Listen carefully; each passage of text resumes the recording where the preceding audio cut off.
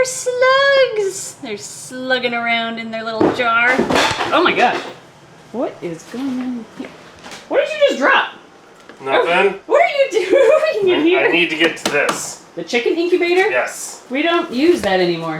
We need it right now. Do we? Yeah. Oh, what laid eggs? We have to go to the snake house. Ooh. But first I have to readjust it back to snake egg temperature. Yeah, it's set up for chicken eggs right now because my mom was going to borrow it, but then decided not to. Yeah. But we need it for snake eggs. So now we need it for snake eggs again, so you have to tell your mom she can't have it.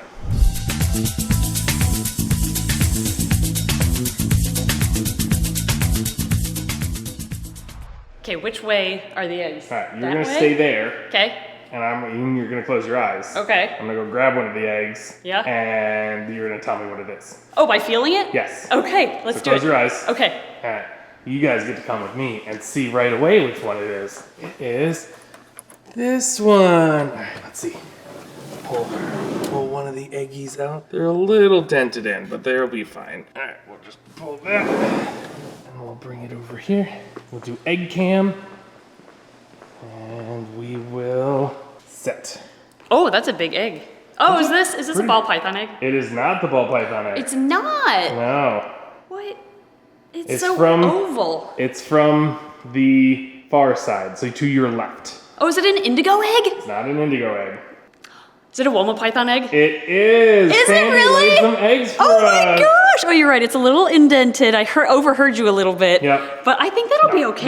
That'd be perfectly fine. We've gotten them a lot less than that. Or a lot more than that, I should say. We have a Woma python. We have. You want to see them? Yeah, let's go see the rest. Oh my gosh! How I many didn't did you even lay? count. I don't know. Okay. I saw one dud when I was grabbing that one. So this species can lay anywhere from like 3 to 20. So there's a huge range depending on the size of the snake. How many do you want to guess? I'm gonna guess high. 8.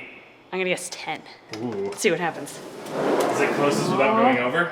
It could be. Did she put them, or she put them all in one spot? There's a couple over here. All right. We've got a slug, and she Yeah. kicked one out of the lay box. I guess she didn't like that one. That might mean something. It might mean it's not gonna make it, but we'll see. We'll see. It could be just a stepchild. Oh, She there's didn't two care at all. She just kind Oh. of pushed them everywhere. She's a little scratched up because yesterday she was all over and she scratched herself on a decor that we took out. So Oh, okay. That that's why does she's explain it. A couple okay. sheds, she'll be. Yeah, good that there. should be okay. Yeah. So we had gosh. 4 and a slug. 4 good eggs and a slug. Wow, that's actually okay. It's a lot fewer than I was thinking. She's It's just her first clutch. first though. clutch. Yeah. Clutch. And She's also, still young. These ones are interesting because they have to be set up funny. Oh, they sure do. Oh my goodness, our very first, this is like a 6-year project. Yeah. Finally turning into something. We finally have eggs. Well, and we drug our feet because we Oh thought my she was going gosh. to get bigger than she really is. Yeah, we've But- been waiting like several extra years because we're like, she's not breeding size yet, is she? Yeah, we've talked to some people and they're like, well, my breeder is like 6 feet. And we're like, well, she's nowhere near that. Yeah, but so- apparently it's more on age. So we tried her out this year and we've got eggs. sure Oh my enough. God. Okay, so I don't want to rotate these at all because since they're a little bit dented in, I don't want to risk anything with the embryo already attaching to the side. And if I rotate an egg after it's been attached, it might not make it. There's new papers coming out showing it might not be as important as it previously was thought to be. But I'm gonna play it safe. Yeah, there's no sense in risking it. So we'll Yes. just kind of set them out in front. They can go right here. And what makes this species a little bit different is that Woma pythons native to Australia live in a very hot, arid environment. So their eggs have evolved essentially to withstand pretty dry conditions. So in captivity, in order to hatch Woma python eggs, it's recommended to keep them in a humid area, but keep the eggs themselves dry. That's kind of contradictory, right? So we always use perlite with our bull snakes and our hognoses and everything, and we wet down the perlite and then nestle the eggs into it. But I think that might even be too much moisture touching the eggs. Yeah, there's a lot of breeders who have said if any water touches them, they die. A single drop and Yeah. they don't develop. So this is our solution. We are going to pour in dry perlite. Shake it down here, okay, even it out. And then we are going to suspend the eggs on top of the perlite with this light diffuser tray. This is used for various species of eggs. I've seen it used for ball pythons. Even, I think I've seen it used for hognoses too. It's generally used for fluorescent lighting. That's true, yeah, not generally used. It's not initially sold for snake eggs. No. But I think now, people do sell it for that, but They do, you yeah. get it for a huge, like 8x4 sheet. should I keep these together so that they're less would. likely to roll? Yeah. I'm gonna do that. These two are separated. And actually this one on the end was the one she had kicked out, so I'm curious. They seem to sit pretty well though, Yeah. and it's not like they're gonna be moving in here at all. No, and by the time they do shift around, they should be fully, like, if another baby hatches out of that one and pushes these guys around, they should be They should be okay. okay, yeah. So now the question comes to, should we draw on the eggs? Because we always traditionally draw on the tops of the eggs, but if Woma python eggs are sensitive enough that a drop of water could prevent them from hatching, do you want to do we want to learn. We are Yeah, a let's do science-based channel. Should Yeah, we do let's- 50-50? Let's do the two on the right as marked, and Okay. the two on the left is not marked. Okay, And sounds it's a good. very small control subject. It is, but we might still be able to learn a little bit from it. Yeah, So I think we just always want to learn A here. little bit. Just a little Little marking? bit, Okay. yeah. Well, It is Valentine's Day right now. is today. They laid eggs on Valentine's Day. So let's do, I'll make it pretty simplistic. A little heart. Okay. And then on this egg, I will do A lot bigger drawing. Oh, Cupid's arrow. Cupid's arrow. Yeah. Yes. There we go. A heart and a Right. Cupid's arrow. We're gonna leave them unmarked. And in case we ever need to come back, they look like that. So this little stuff is on the top of that one. So if they do Yes. roll over, we can kind of see what it Oh, is. that's a good point. Do they have any? No, they're perfectly clean underneath. Perfect. So So if they the dirty roll, side is up. dirty side is up. Yep. That's right. And we have to remember that this one out here, she kicked out of the nest. No, actually, that one was also kicked out. Oh, that one was That's too? the one I handed you, and that one was also outside of the... So I think she was just restless again, and she just kind of pushed She them might have out. been because the other two were outside of her Yeah, coils she anyway. wasn't wrapping around those anyway. Yeah, so I guess we'll see what happens. Yep. But we're going to, first things first, cover them up. We have a decent amount of ventilation in here, but the perlite is dry. So you might be wondering, how are we going to put them in a humid environment if the lay box or the incubation material is dry? Well, let's show you our plan. All right, so we're now out in the breeding area, This makes more sense now. and we have a chicken incubator here. Yes, we have this chicken incubator because it is the only spare incubator we have. That incubator is currently a brumator. Yep. That incubator has another set of eggs that we'll show you in a minute. Yep. So this one has to be a lot warmer than that one is, so... We also have the Pepsi Fridge renovated incubator, but in the winter, the temperature fluctuates too much from our doors in the store opening and Yep. closing next to it. So it's not the best for eggs. No. So this, however, is very stable, very reliable. Yes. We have hatched so many eggs from Yeah, it. I used to hatch quail in there all the time. Yeah, we hatched our first clutch of snakes ever, bull snakes in here, and a bunch of clutches after that too. Those That's are the actually what old the blue school things are for, is for quail. quail eggs. Quail eggs. You So- can put a lot of quail eggs in there. This is meant for birds. Yep. It has these tray holders that these fit in for all the eggs, and it has a program setting that manually shifts the eggs for you because bird eggs have to rotate about 3 to 5 times, an odd number of times a day. But snake eggs have to stay still, so we just have that function turned off. Yeah. And in order to get the overall air humid, but the eggs staying dry, we kept them on dry perlite, but we have 1, 2, 3, 4 trays of water in here. And there's a fan in the back, and that should really cycle that air through and bump up the It's humidity for the probably eggs. a little overkill for these eggs. It might be, but I mean, I really want them to Yeah, stay humid. exactly. Should we put them in? Let's go right, we have to mark them down first. Oh, that's right. Woma. Whoa, I haven't drawn one of these in a while. 214. Oh, I'll do a little heart because of Valentine's Day. So 55 days, how long is that? Oh, Now, good question, yeah. we Okay, should put Google. due on there. What is 55 days from today? Oh, I didn't do anything?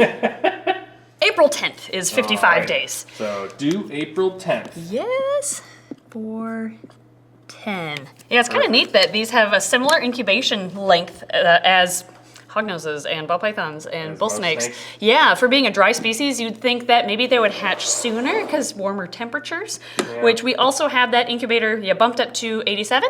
Yes. 87, 88, somewhere around there, which is Sitting what at, Woma I think, pythons need. 87, bouncing between 86.5 and 87.5.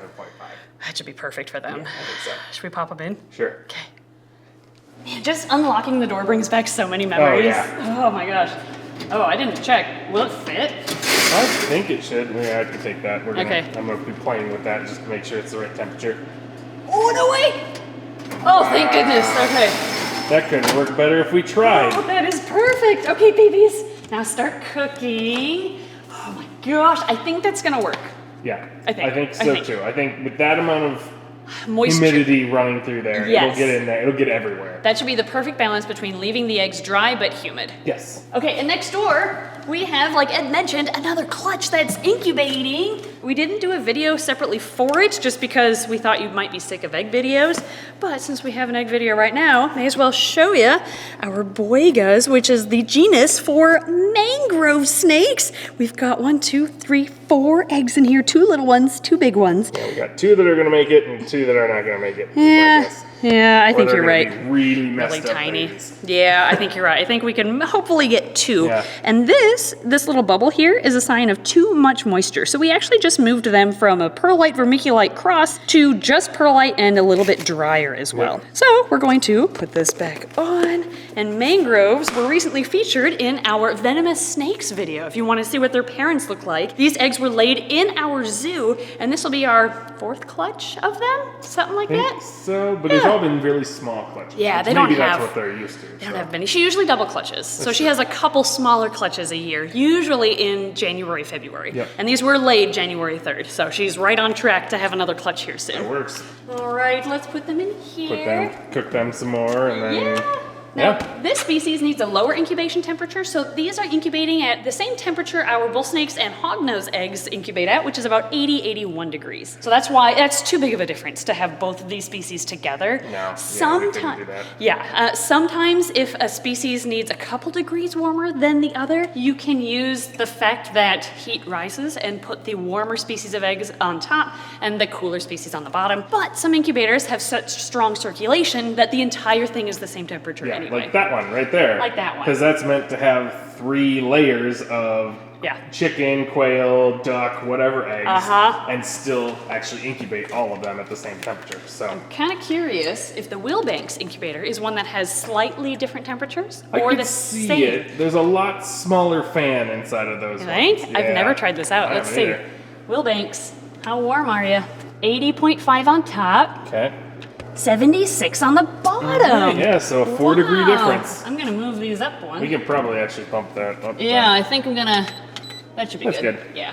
All right, so now we know actually, Wilbanks have the fluctuating temperatures, which is actually really useful when you're breeding multiple species of snakes. Yeah. That So is maybe pretty cool. technically we probably could have put the mangrove on the bottom in there and the Oh. Womas on the top, but Yeah, that's, 40 that's what we got the other incubator for. 4-degree difference. We have to remember that for next time. All right, sounds Okay. Here's the proud father, if I can find him. Hi, buddy. Oh.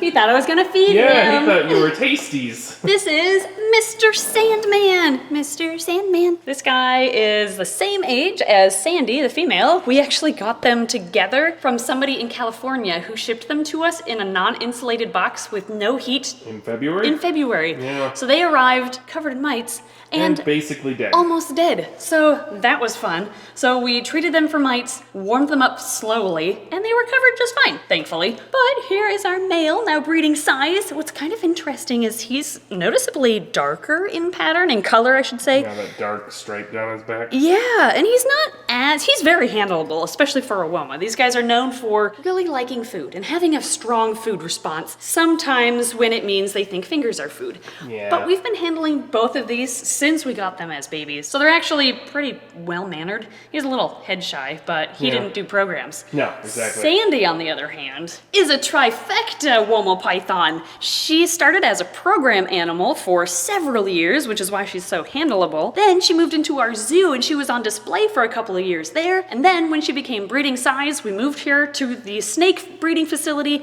And now, as of today, she's a breeder. It's crazy. She went through all 3 different jobs that our snakes can have at Snake Discovery. Now she just needs to Yeah, now you just have to clean this up. shed to get rid of some of that Why? scales. I guess, let's show the hide that she had that caused this, just so you guys can have a little warning. Here's the culprit.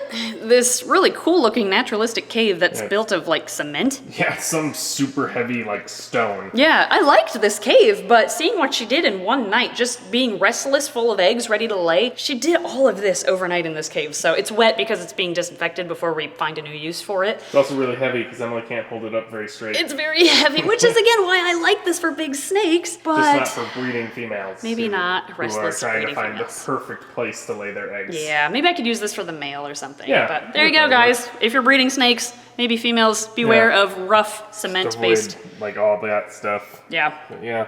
Learn from our experience here. Yeah. Anyway, thank you guys so much for watching. We have our very first Woma python eggs, and I'm so excited. 6-year project in the making, essentially. Yeah, and Sandy does seem like she got them all out. Those eggs are big enough. It would be very obvious if she still had some in here. Really quick, just to make sure, 'cause we kind of forgot to do that. Yeah, I was so excited over the eggs. I'm sorry. Yeah, I don't feel anything. She's empty. We're good. I love their orange bellies, by the way. Yeah. That's so pretty. I love that random tidbit about Womas is they so have pretty. orange bellies. They also don't have heat pits because they eat a lot of reptiles and Yeah. cold-blooded animals in the wild. So heat pits wouldn't help them find them anyway. Pits were optional, so they got rid of them. Right. Thank you guys for watching. Thank you Patreon backers for your incredible support as always. And have your fingers crossed that we can hatch our very first clutch of Woma python eggs. Fingers crossed in the comments, please. Woo!